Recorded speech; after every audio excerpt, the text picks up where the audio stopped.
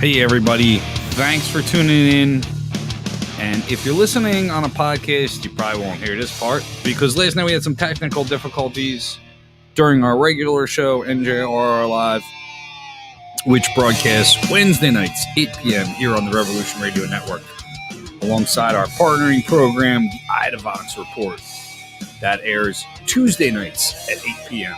YouTube, Facebook Live, Twitter, wherever you're watching this, you can watch that. But if you tuned in last night, you didn't get to the main segment interview. We had a pre-taping, and I'm sorry it went bad on us, but you know what? I'm going to pop that in. And we're going to watch it. And there you go. We're going to make up for it. And then what we're going to do is we're going to get behind the scenes, and our staff here at Revolution Radio is going to take that half of the show last night and this half of the show tonight and put you out on the podcast. So make sure you subscribe to the podcast. If you're a podcast listener, thanks a lot for checking us out. But wherever you're at, whatever you're listening to, make sure you share it out with your comrades. Make sure when you tune in for our live broadcast, you can comment on the stream. So, if you're checking us out on a recording, make sure you try to tune into one of our feeds at 8 p.m. Tuesday and Wednesday nights and hop up there. Ask some questions. We love it when we get audience questions. It makes our jobs easier. I got to come up with less questions for my guests. If you give me a couple, and, we love to see our comrades take part in our events. Anyway, I've been talking too much already. We're going to get right to the interview, which was taped last Monday with myself, Kathy O'Leary, and Christian Perez. Here it is. God, Not Guns, Nonviolence in the Catholic Church. Couple days before you see this recording on Monday with our good friend Kathy O'Leary. She's with Pax Christi, and you should know her by now. So we're not going to spend a lot of time because you can go to www.njrevolutionradio.com and just search Kathy, and all her stuff will pop up. She's been a great comrade for a few years and a really a good personal friend. Kathy, thanks for joining us on the air today. How are you? I'm great. Thanks for having me. Good. So I guess the idea from this show stems from a lot of our personal conversations about nonviolence, which is something that I won't even see that you strongly advocate, that you adhere to strictly and insist that it is the way to go, that it's not just something you advocate or whatever. This is really a way of life for you. And you have closely intertwined that with religion and Pax Christi. As people should know if they go back and research you, like I said, is a progressive organization in the Catholic Church. But today I wanted to start off by talking about nonviolence, and I guess the best way to do that is to explain what a Catholic nonviolent approach is and what it means to you in your work. Sure. So Pax Christi is represents the Catholic peace movement in the Catholic Church, right? We have 150 nation sections, something like that, around the world. We've been in existence since just after, or at the very end of World War II, we came into existence as Pax Christi International. We have a bishop president in Pax Christi International, as well as Pax Christi USA. Pax Christi USA is a nation section of Pax Christi International. And we are coming up on our 50th anniversary of being in existence. And we began as largely as a reaction to the nuclear arms race. And for those of you who study religion at all, you know that there are official peace churches like the Mennonites and the Quakers who avow all war, right? All violence, all war. But the Catholic Church is not one of those churches. But Pax Christi is an organization within the Catholic Church that is advocating for the Catholic Church to become a peace church. But also, we embody the spirituality of nonviolence. We believe, and I don't know how anybody can't see this themselves if they read the Gospels, that we are called as Christians to be nonviolent, right? To beat our plows into or our swords into plowshares, and to turn the other cheek. There's There is a misunderstanding, though, of what nonviolence is, that it is passive, right? That we always just lay down and roll over. And that's absolutely not the case. Nonviolence is active resistance. It is resistance to power and empire through our own personal cooperation or non-cooperation with structures of authority and power. So non-cooperation with authority is one of the most powerful tools that people have, right? Governments, authoritarian governments in particular, exist because of the cooperation of people and of other institutions. So when we remove that power, however that may be, whether it's not paying taxes or not going to work or standing in the street and shutting down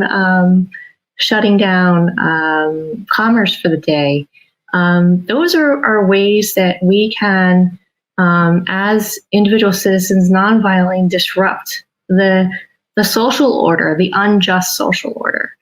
And it's a way that when we act in that way, we are more likely to get support from other people who don't necessarily agree or understand or have any awareness of the injustice that we're fighting against.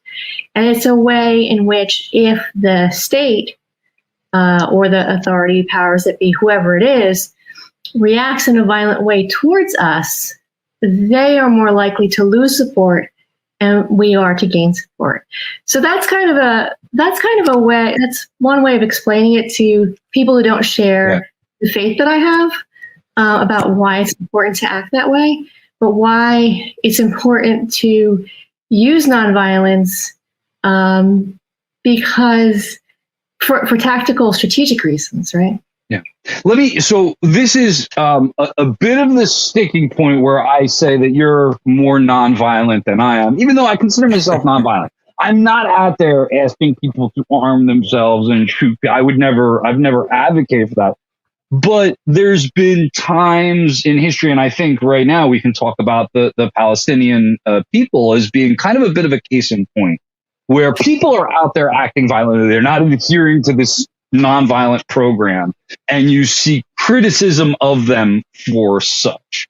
I stop short of that. I won't criticize oppressed people for fighting back. And I think sometimes when you take a public stance like, I advocate nonviolence, people kind of expect you to condemn any violent action. How do you reconcile when you see people fighting back oppression? I mean, honestly, if somebody comes in your home and is killing your family and throwing you off your land, I just will not condemn somebody for fighting back to the point of using violent force. I just can't. I see that as a moral line for me, where if somebody is threatening your life, it's okay to defend your life. Now, a nonviolent person would say, no, sit down, chain yourself to the wall, do something else, right? But not shoot them back with a gun. I really wouldn't. I would say it's fine to shoot them with a gun. I don't. Where's your line? I guess between self-defense and justified and non-justifiable actions. Well, here's the thing, right? That those are so there's state actors and non-state actors. First of all. Second of all, there are the people who are closest to the injustice, right? And that's a whole other thing, right? So everything that we do, every action that we take should be centered around the people who are closest to the injustice, right? We should be in connection with them. We should be in solidarity with them. We should be uplifting their messaging, their voices. We should be in many ways following their lead. And when it comes to that as well, we have to again, look at the individual actions of somebody who is immediately under assault, like physical assault from a state actor, right? And not hold them to the same standards that I would hold myself to as a privileged white person living in the United States. So on the flip side of that, though, what I hear often here in the United States, particularly in the New York City metro area, is that, the state is acting violently against, in general, like just theoretically, state violence exists. Therefore, we can react violently towards the state. And these are white activists or privileged activists of color. So that is kind of where there's a line there, right? So we're not talking. We can talk about the Palestinians in the abstract, but for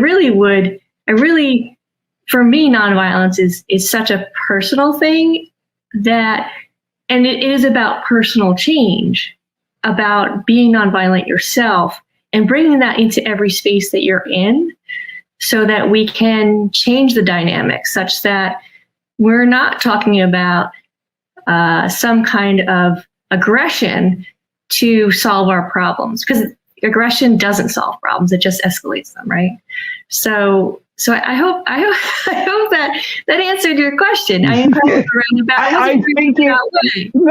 it answers my question, but I'm never satisfied with it. But let's see. Well, and I think that's what it's such a gray area. It's not a yes or no question. I don't think me and you will ever sit and be like, yeah, we got this is where it's good and this is where it's bad, because that line doesn't exist. Christian, you had something to ask?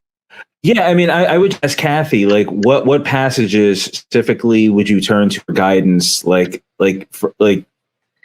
nonviolent philosophy, right? Like, I'm sure there are passages that you struggle with in the Bible, but what passages would you say that you turn to for guidance, to solidify your I would say your nonviolent ideology?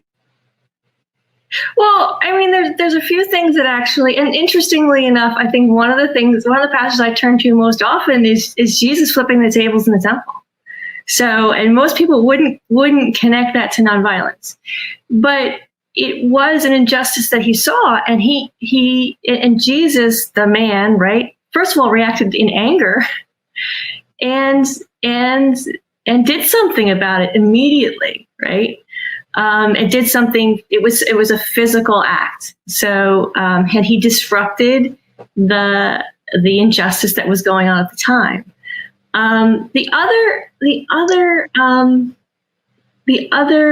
crucifixion is just there's everything about the crucifixion.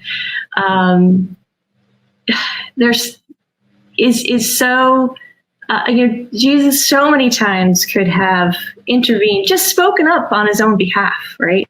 And said, no, I am not who you think I am. I am not. Because he was executed because he was portrayed to the Romans as attempting to tear down the Roman Empire. Really, he came to tear down the Jewish temple, right? He came to tear down in a sense, as much to tear down the hypocrisy of the Pharisees and the Jewish scholars as he did to liberate the Jews from the Romans, right? But yeah, I mean, when they came to seize Jesus and they pulled out their swords and he told them to put them away. There's just I just can't. Do you? I mean, we talked a little bit about history, and you referred to Quakers and Mennonites but going back into Roman times, I think the roots of Christianity are really interesting. And honestly, Christians don't even talk about it much because I think for many organizations, time starts when the organization started. And really what we see today as the Catholic Church was not what Jesus had going on, and it's nowhere near it. And I've been mentioning this podcast called The History of Rome, which I've been recommending to people. It's fantastic. But seeing it through that lens is a completely different perspective, and seeing what was the cult of Jesus, evolve into a major player in the building and the tearing down of empires and wars and all this stuff is pretty fascinating. At the time that Jesus came about, there were all these different churches and cults going on, and it was just like another bar in the bar district. I mean, and I think the perspective of what Catholicism brought to bear as far as structure and organized religion is unique for that time. And we don't understand that because I think what took place in many other faiths consequently followed that model. But before that, and I think the reaction to the cult of Jesus after Jesus' death was to both persecute them and then to support them. And they polarized. And the reason was they weren't a bar on the block. They weren't a cult that you could go in and get laid or take a bath or get some drugs or do whatever Romans did in that particular temple that day. They said, no, there's one God and this is the way we're going to worship him. And he has some rules that we have to follow. People don't realize that that wasn't, kind of typical until Christianity. Now, there's good and bad aspects of that. And I mentioned, and you mentioned their part in building empires. And their part in pretty horrible things like the Crusades and other genocides that they even at times sections of the church or these different offshoots of the church took part. Do you think that what we see today in that structure that was created and molded by men and very powerful men at times can be turned back 2020 something years and we can get back to what really started out as an organization that was helping poor people and advocating for peace and peace? Well, I mean, the Catholic Church is a human institution. There's nothing in the Bible and the gospel that says, we did have bishops and archbishops and a pope, and none of this is all man-made stuff, right? And therefore, I think all of that cooperation with empire and, the Crusades, the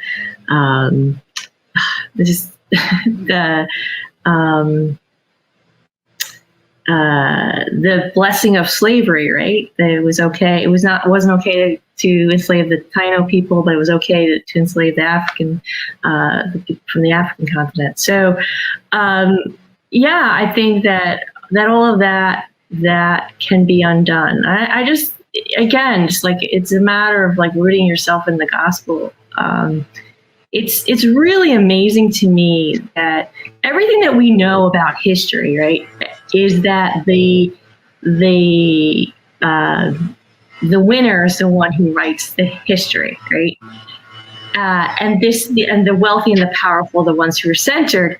And yet, here you have over 2,000 years later, the son of an unwed mother married to a day laborer in a quickie marriage, looms large, like has one name, right? Just Jesus. Everybody knows who Jesus is, right? Pretty much. Jesus of Nazareth. He would be referred to as Jesus of Nazareth. They titled people. That's how people talk. Nazareth was not a very nice place, apparently. Never checked it out. Right. So Nazareth was not a place where wealthy, powerful people came from. It was not. So all of those things, like we shouldn't know who he is, right? But his life and his death are one of the most well-known stories in the entire world 2,000 years later. So I think that speaks to the power of that, of Jesus' life and story. Again, whether or not you believe, in the resurrection. So there's some there. So again, that goes back to speaking to the power of nonviolence. That 2,000 years later, we're still talking about this man's life as a man, right? As a man, again, even if you do not believe in the resurrection. So yes, I do think that it is possible for us to shed ourselves of all these extra things and get back to what is real, right? The relationships, whether or not people are fed and housed and clothed and have good health. I mean, these are the things that are important. These are the things that he talked about. And these are the things, this is the example that he set. So yeah, I think it's entirely possible. And there's actually an initiative within Pax Christi called the Campaign Nonviolence Initiative. That's lobbying the Catholic Church and the Vatican to become a peace church, and for the Pope to write an encyclical specifically on nonviolence. Who is let me ask you, who is that petition directed at? When we're talking about moving the church into a direction of being a peace church, who in the church needs to be convinced? Because, I'm not a practicing Catholic, but I definitely got family. I go to my family who's practicing and say, "You want to be a peace church?" You'd be like, "Yeah." I mean, it doesn't seem like, but there's resistance there somewhere for putting together petitions. Who are you delivering the petition to, and what kind of pressure needs to be put where? Yeah, there's kind of two different schools of thought here. I mean, there's the post-Vatican II Catholics who are really putting an emphasis on the people in the pews and that we are the church. That's very, very clear in the Catechism and the Gospel that the church is made up of the people who go there, right? That communion, right? The Eucharist is also called communion, and it is about this communal act. And us joining together as one body, right? So when we talk about the body of Christ, we don't just talk about Jesus's body, we talk about the worshiping body. So all the people, as we come together, how important we are and what a voice we could be. So if all of the people that make up the body of Christ, we're saying we need to act in a nonviolent way, and we need to put down our arms, we wouldn't have any more. It would be difficult for us to have any more wars. I wouldn't say. I mean, that Christians are the only religion in the world, but it would certainly have a massive effect. But the folks that people are lobbying specifically are the bishops and the hierarchy in the Vatican and the Pope. So. There's a bottom up and a top down strategy, both at the same time. So there's been delegations that have gone to the Vatican and have specifically asked that the Pope write an encyclical, encyclical is like a long letter or a small book, and it's generally on an issue of social justice, and it has influence in what is called the magisterium of the church. So as Catholics, we don't just look at the Bible, we also look at all the writings of the church. So there's scholars of the church like Thomas Aquinas, and Thomas More, and then there are the writings of the popes that are also considered to have weight when it comes to the formation of your conscience, which is of primary importance as a Catholic. This Christian, did you have something before? I wanted to talk about the Pope a minute, because it's always a polarizing figure, but I want to give Christian a chance to jump first. Yeah, no problem. I'm sorry. I just got this guy. He's in the development out here, the leaf below, as talking. I'm like trying to mute it, and I'm like, I can't hear you. And I think he sees the window open, so he's like, see, really. Kathy, would it be against nonviolence for him to go out there and smack this guy in the back? Nah, he's doing his job. He's a guy doing his job.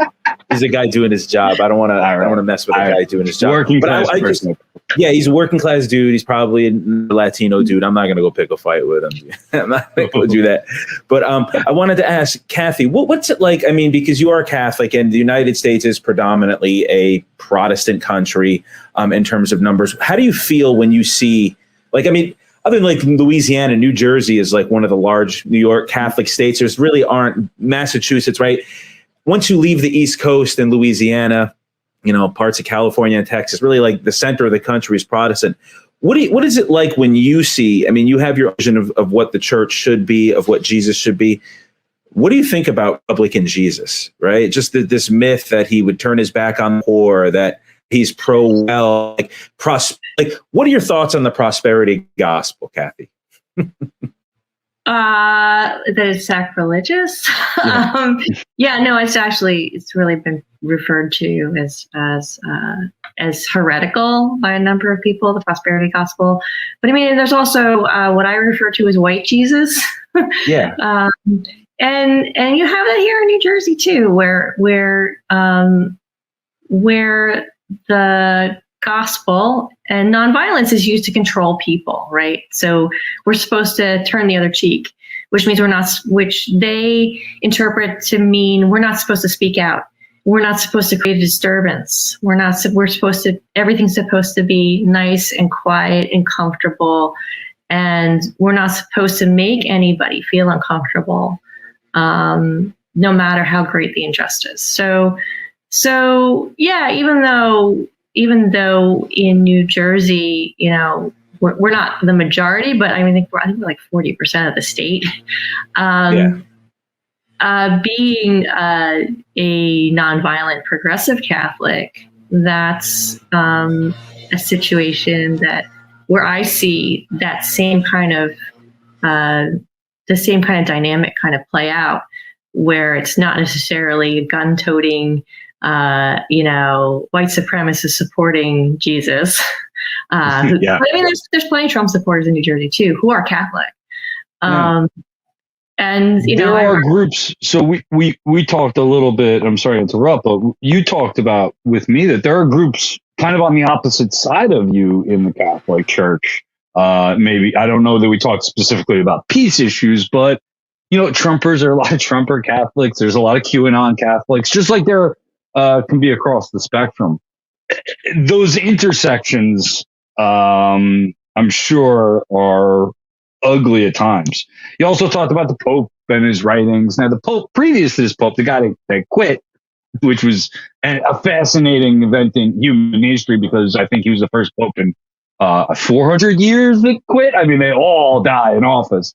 And so that was a big deal. He was criticized as a very right-wing Pope, as a traditionalist, and more. I think his general perception was a guy that was dragging the Catholic Church backwards, if you're a guy from my perspective. And the new Pope came in hailed as a more progressive, although I'm not going to hail him as a progressive in any way, shape, or form. But comparatively speaking, he was seen as a more progressive Pope.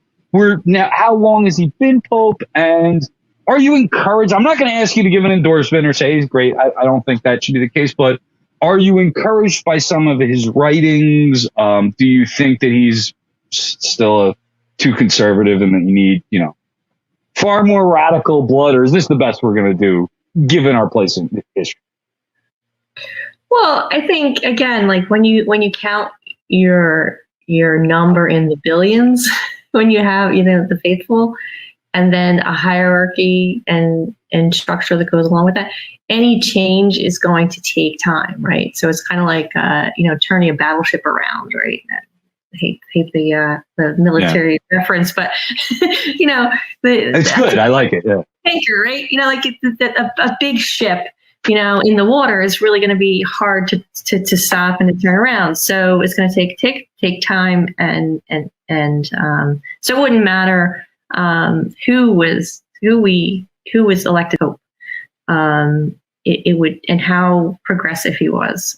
It would take quite a bit of time to disentangle yourselves from all of that, all of the trappings of the church, right? So Pope Benedict was more of a traditionalist, yes. But it's really, when you say like on the opposite side, for me, it's after. I'm speaking for myself there, not. Yeah, no. I just in terms of like having people who are opposite from you.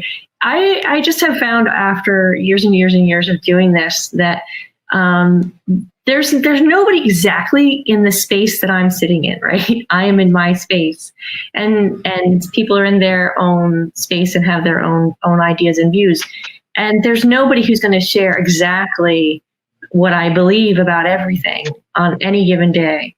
And there's nobody who's the exact opposite of me either. So there's always an opportunity to reach out to other people. And I think that that's really important for any pope. And again, Pope Benedict, while he was more conservative and more of a traditionalist, there were things that he said that were really wonderful. So there's good to be found, I think, pretty much everywhere.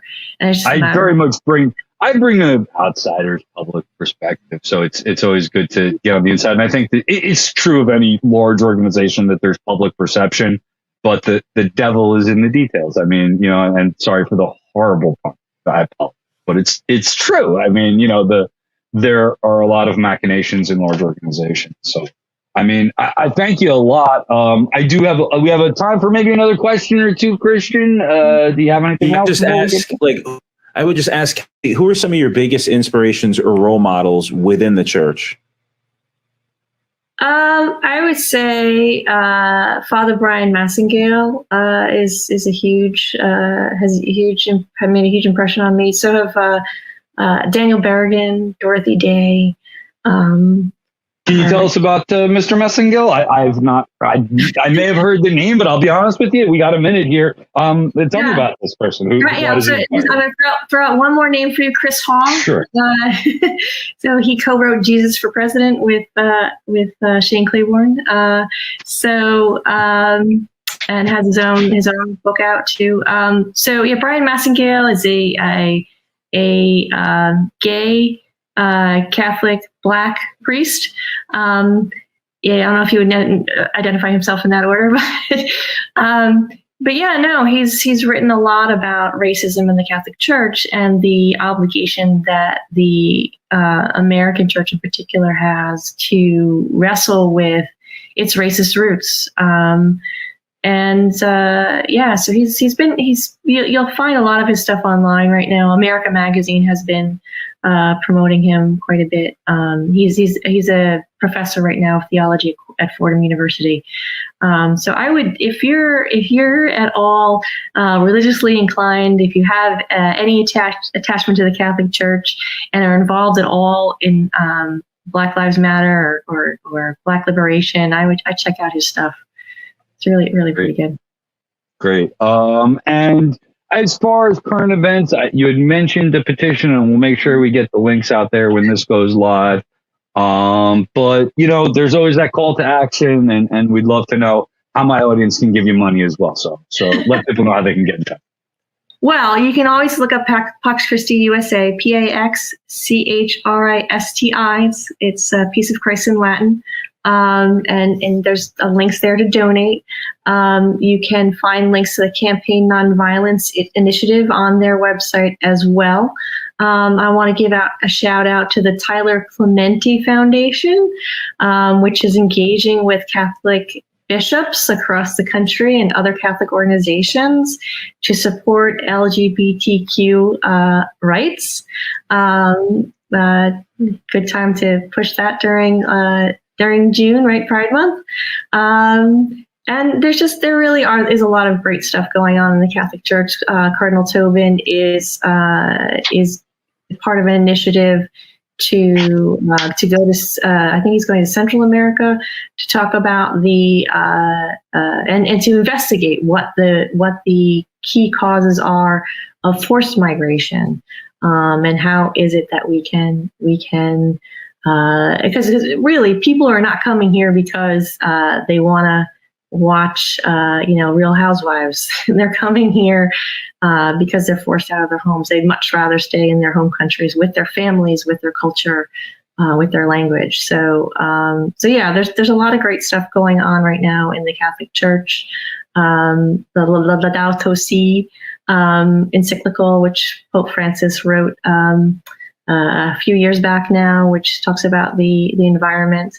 So yeah, there's a lot to get involved with if you are Catholic and Christian. So thanks a lot, Kathy. We really do appreciate you coming in and talking to us. Christian, before we go, man, I got to plug the event. You got anything for our audience before we go?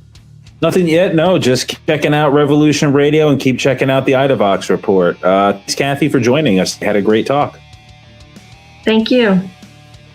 Thanks everybody for tuning in to Revolution Radio. You can visit us on the web, www.njrevolutionradio.com. If you're listening to this on a podcast, or if you're listening to it on a YouTube channel or wherever, please share it. Let people know that they can like us and subscribe to us and check us out.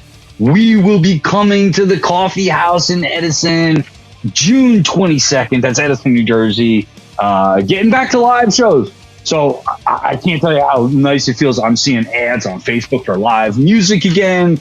It appears that the apocalypse is just about over. So appreciate you, if you can come on out and visit us there. And if not, you can join our editorial board and be a part of planning events and all that other kinds of wonderful stuff that goes on behind the scenes here at Revolution Radio.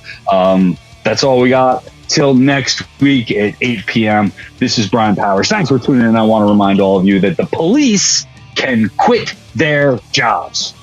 Peace.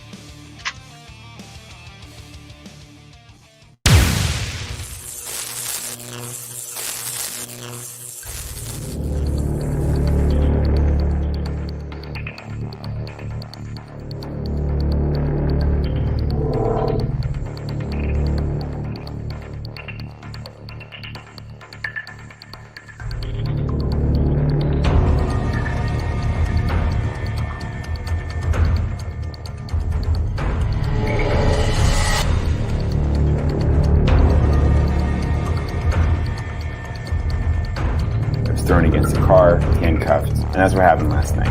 The police kicked in the door, shot him twice in the chest, and he died.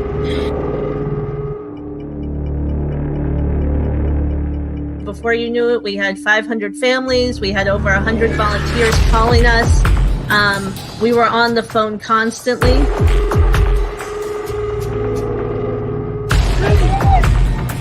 And I can't get it. And I got one police department telling me they don't know who's in charge. I got another police department here. Everybody's got a gun and nobody knows who's in charge. Did anybody figure out who's in charge yet? Is there anybody in charge here? Any police officer in charge? Are you in charge? I can't find anybody in charge. That's the problem.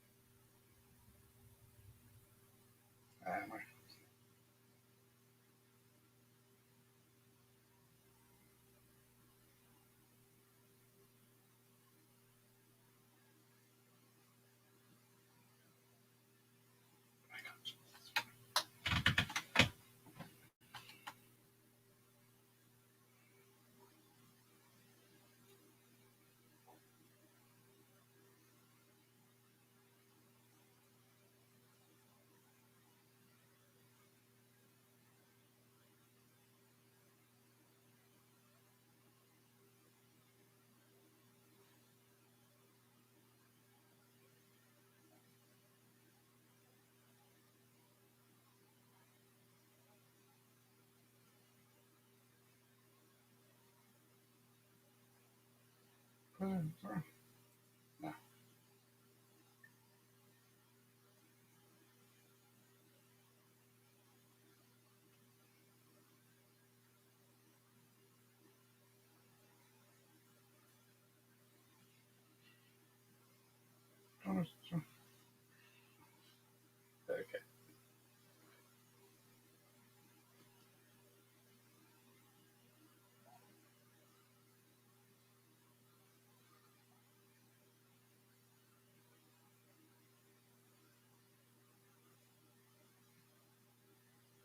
Not good.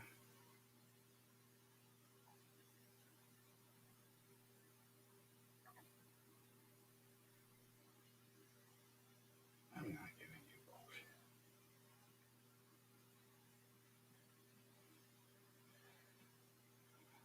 Forget that. No.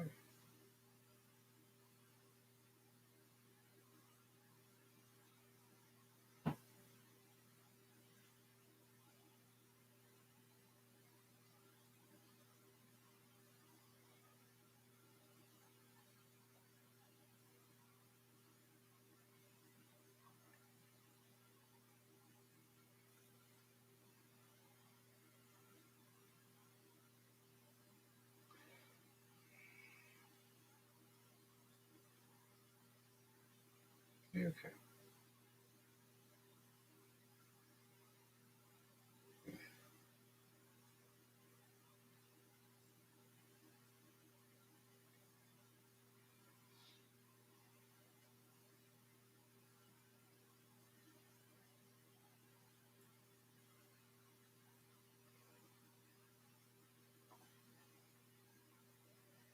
Okay. This is.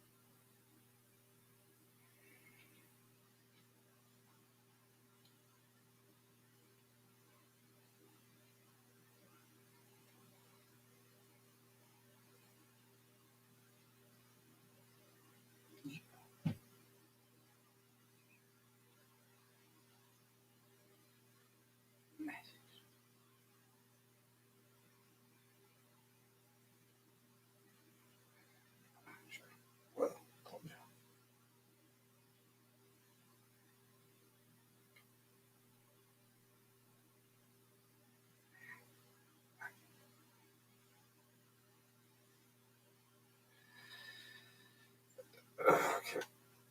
I'll send you down.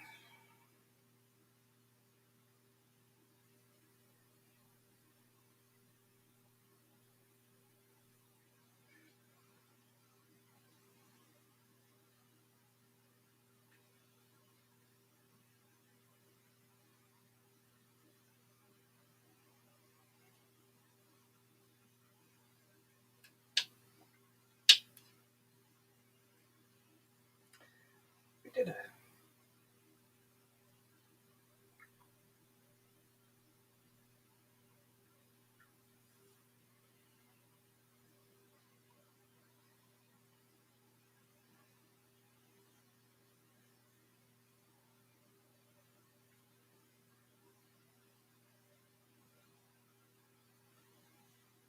You know.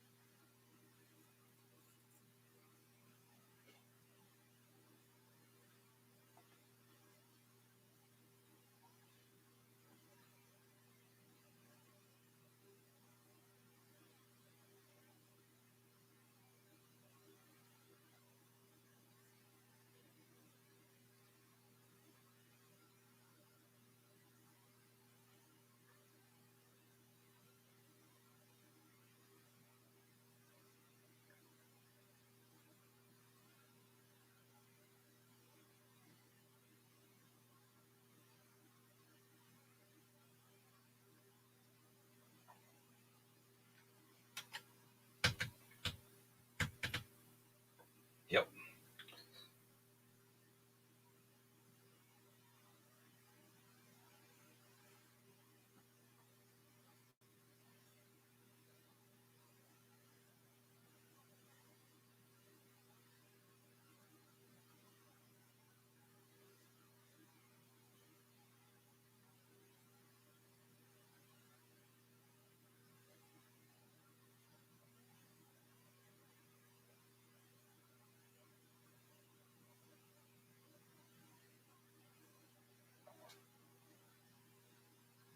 I don't.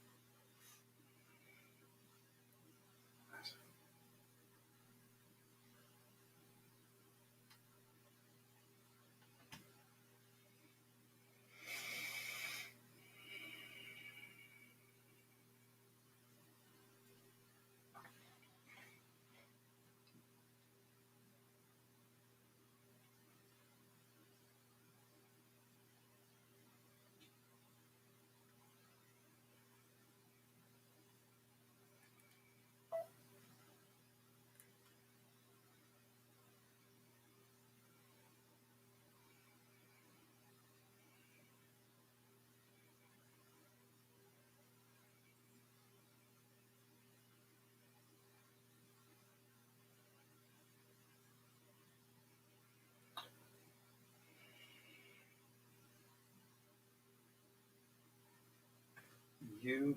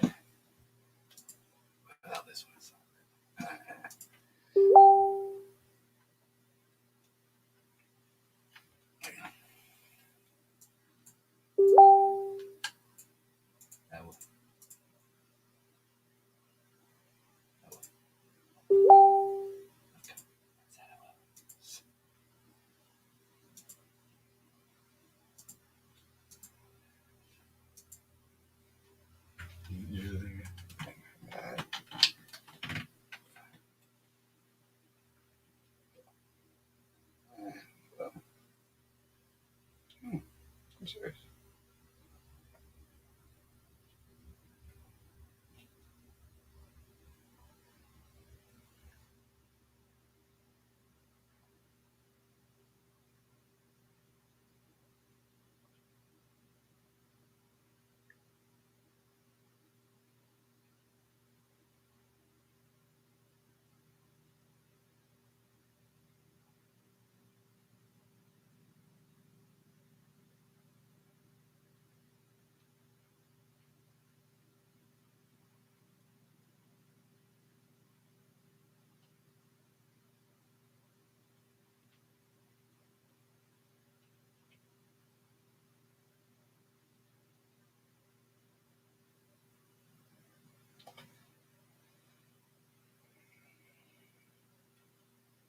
Here.